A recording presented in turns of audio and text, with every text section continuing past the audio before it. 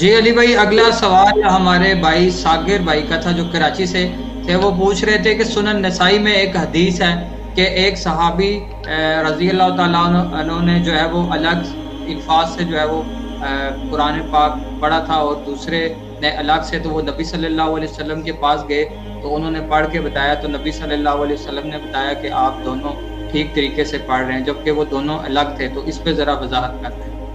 ہاں جی، وہ الگ قرات ہے۔ یہ حدیث صرف نسائی کے اندر نہیں ہے، نسائی سے بھی جو زیادہ معتبر کتاب ہے صحیح مسلم، اس کے اندر بھی موجود ہے، بلکہ بڑی رکت انگیز حدیث ہے۔ میں نے کئی ایک لیکچرز میں بیان بھی کی ہے اس پہ۔ اگر زیادہ آپ کو شوق ہے تو 7 قرات کا اختلاف انجینئر محمد علی مرزا لکھیں تو میری ویڈیو کھل جائے گی، اور یہ حدیث صحیح مسلم شریف کے حوالے سے آپ کو مشکات کی پہلی جلد میں قرات کے اختلاف والا جو چیپٹر ہے آخر میں جا کے آتا ہے پہلی جلد کے، اس میں مل جائے گی۔ وہ صحابی کہتے ہیں سورۃ الفرقان میں نے ایک شخص کو ایک طریقے سے پڑھتے ہوئے سنی، دوسرے کو دوسرے طریقے سے پڑھتے ہوئے سنی، اور میں نبی علیہ السلام کے پاس اپنی طرف سے تو شکایت لے کے آیا، تو نبی علیہ السلام نے فرمایا کہ دونوں نے درست پڑھی ہے، کیونکہ 7 قرات کے اندر قرآن نازل ہوا ہے۔ یہ یعنی ڈائلیکٹ کی بات ہو رہی ہے، باقی تفصیل اس ویڈیو میں دیکھ لیں۔ تو وہ صحابی کہتے ہیں کہ میرے دل میں رسول اللہ کے لیے اتنی نفرت آئی یہ بات سننے کے بعد کہ اس طرح کی تکذیب میری زمانے جہالیت میں بھی رسول اللہ کے لیے نہیں تھی، کہ یہ کیا ہوا، بالکل مختلف انداز میں دو پڑھ رہے ہیں اور یہ کہہ رہے ہیں کہ دونوں ہی درست ہیں۔ یہ دل میں ان کے خیال آیا، ظاہر ہے وہ شیطان نے ڈالا۔ تو چونکہ وہ کامل الایمان تھے، اللہ تعالیٰ نے اپنے نبی کو اس بات سے آگاہ کر دیا۔ وہ کہتے ہیں رسول اللہ نے جب میری یہ حالت دیکھی، حالانکہ انہوں نے زبان سے بیان نہیں کیا، دل میں یہ ان کی آئی چیز، اللہ تعالیٰ نے اپنے نبی کے اوپر وہ حال منکشف کر دیا۔ تو صحیح مسلم کے الفاظ ہیں کہ رسول اللہ نے اپنا مبارک ہاتھ میرے سینے پہ یوں کر کے مارا،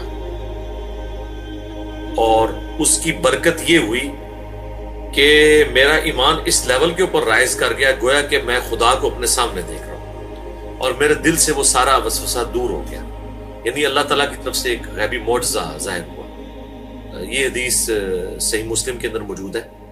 تو یہ 7 قرات کا جو اختلاف ہے وہ آپ سمجھ لیں جس طرح ہمارے پنجابی میں بھی، اردو میں بھی ڈائلیکٹس مختلف چلتے ہیں، اس طرح عربی کے اندر بھی ہے۔ مثلاً میں ہماری جو اپنی پوٹھوہاری لینگویج ہے یہاں کی، جیلم کی، ہم کسی کو جب بلاتے ہیں تو ہم اسے کہتے ہیں ادھر آ، لیکن پنڈی کی طرف آپ بلال بھائی کی طرف بولی سن لیں تو یہ بولیں گے ادھر آ۔ اب ہم کہتے ہیں ادھر، یہ کہتے ہیں ادھر، لفظ ایک ہی ہے لیکن اس کی پروننسیشن ڈیفرنٹ ہے۔ اس طرح عربی زبان کے اندر بھی سورۃ الفاتحہ ایک قرات میں آیا ہے مالک یوم الدین، ایک قرات میں ہے مالک یوم الدین۔ اب فرق ہے، ایک کے اوپر کھڑی زبر ہے، ایک کے اوپر سمپل زبر ہے۔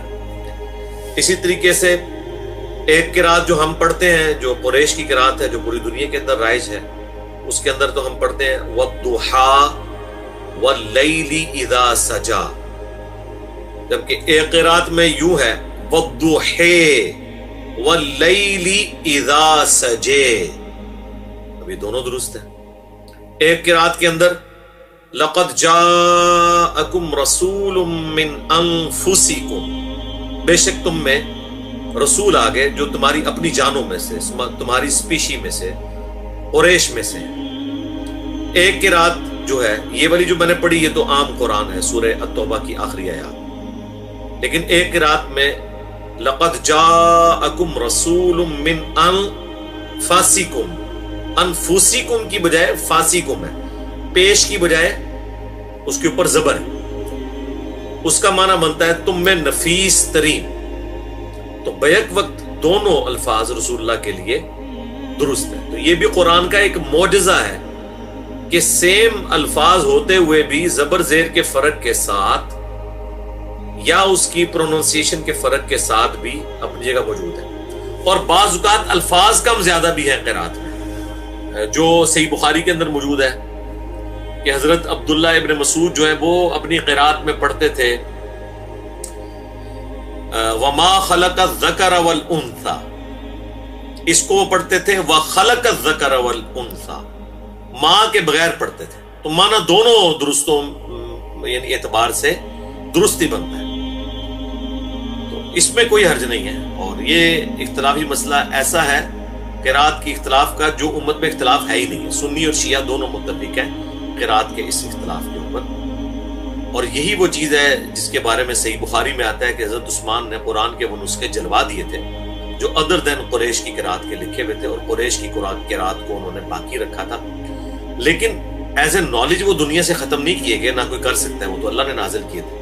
وہ نسل در نسل ٹرانسفر ہو رہے ہیں. سبا عشرہ کا باقاعدہ کورس کر کے قاری حضرات آتے ہیں جنہوں نے ساری قرات سیکھی ہوئی ہوتی ہے. ہمارے جہلم میں ایک مسجد ہے, وہاں پہ اس دفعہ وہ جو بھائی ہیں انہوں نے یعنی مختلف قرات کے اندر قرآن پاک پڑھا ہے. لیکن عام جگہ پہ ایسے نہیں پڑھنا چاہیے ورنہ کنفیوژن ہوتی ہے.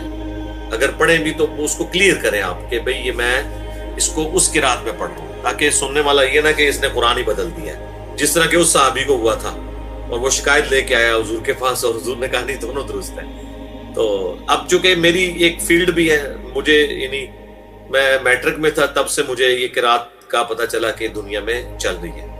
ایون آپ افریقن ملکوں میں چلے جائیں وہاں تو بالکل یعنی جو قرآن کا جو ختم قرآن ہے یا قیام اللیل ہے رمضان کا, وہ بھی اس قرات میں ہو رہا ہوتا ہے. ایون یوٹیوب کے اوپر آپ ان قرات کی آڈیو سن سکتے ہیں, ویڈیوز بھی رکھی ہوئی ہیں, اور وہ کوئی ایسا مسئلہ نہیں ہے. اسپیشلی وہ اس طرح کرتے ہیں تاکہ وہ بھی قرات چلتی رہے اس ڈائلیکٹ کے اندر بھی. تو یہ ڈائلیکٹس کا اختلاف تو ہر جگہ موجود ہے زبانوں کے اندر.